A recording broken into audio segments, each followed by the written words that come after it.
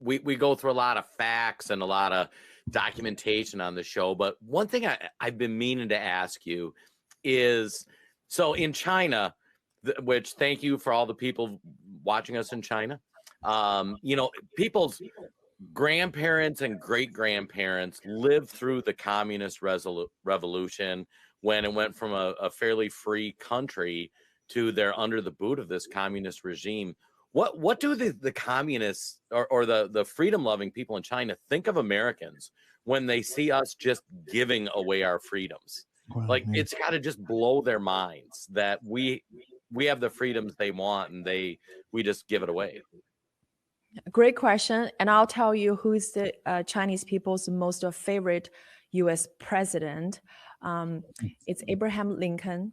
And in the recent times, it's President Reagan.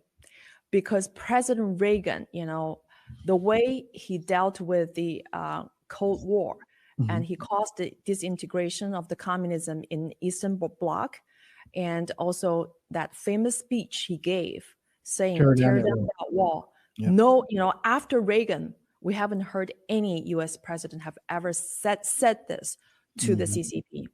And let's also remember the firewall that blocked the 1.4 billion Chinese people and the 5G surveillance program was made possible with the Silicon Valley's forced technology transfer. So it's actually the American technology that turns the entire communist China into a big world of 1984. So America played, I'm not saying American people, because American people are also the victim of your deep state, of your unity party who have been selling out your best interest to the CCP. And so I'm talking about the elites, the global elites. They have been selling out on the American people, on the Chinese people. So that's why people, your show is being, every time they got tens of thousands of VPN watchers, people from within China, because they find comfort, they find hope in listening to your conversation.